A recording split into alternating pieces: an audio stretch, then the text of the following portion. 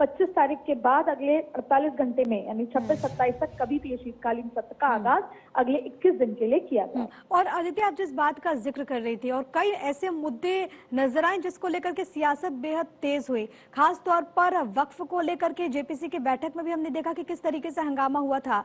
जब शीतकालीन सत्र होगा तो क्या ये मांग करके चला जाए कि तमाम मुद्दों की गूंज हमें सदन के भीतर भी सुनाई देगी?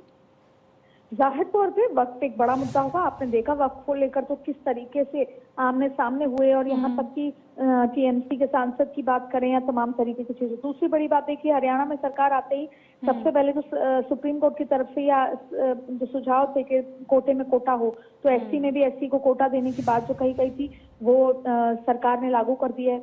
महाराष्ट्र में किसकी सरकार बनती है उसके बाद क्या उम्मीदें होती हैं, दलित वोट, एससी वोट कैसे वोट करता है। तो भारतीय जनता पार्टी का जो एजेंडा है कि पूरा ओबीसी एकजुट होकर वोट करे, तो वो देखना होगा कि ओबीसी को लेकर क्या चीजें हैं। क्योंकि देखिए, आप ये मान लीजिए कि महाराष्ट्र और झारखंड के चुनाव के ठीक बाद और शीतकालीन सत्र के खत्म होने के ठीक बाद से अगर किसी चीज की तैयारी होगी तो वो होगा 2027 का उत्तर प्रदेश का चुनाव। ये बात अलग है कि उससे पहले दिल्ली का चुनाव फरवरी में आएगा, ये बात अलग है कि और चुनाव आएंगे, लेकिन जो असली युद्ध जिसे बोलते हैं रणभूमि है वो 2027 की जो उत्तर प्रदेश की होने वाली है।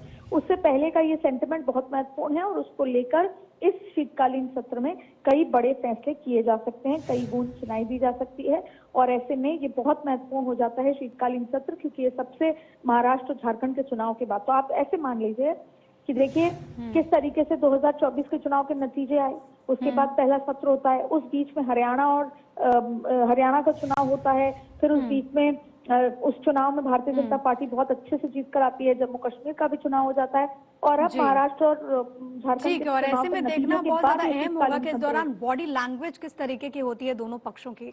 बहुत धन्यवाद आपका तमाम बातचीत और जानकारी हम तक पहुंचाने के लिए। अब सीधे आपको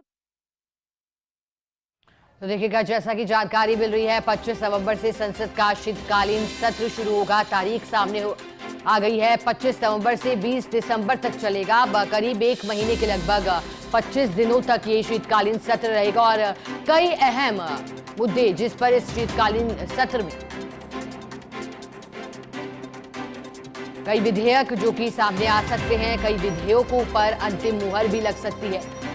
शीतकालीन सत्र चूंकि चर्चा थी इसकी कि तारीखें कब सामने आएंगी, लेकिन यही माना जा रहा था दीपावली पर्व के बाद शीतकालीन सत्र प्रारंभ हो सकता है और ऐसा ही हुआ दीपावली पर्व के पश्चात। और अब 25 नवंबर से बताया जा रहा है शीतकालीन सत्र शुरू होगा, जहां रणनीति केंद्र सरकार बनाएगी तो वहीं विपक्ष भी घेरने की कोशिश करेगा।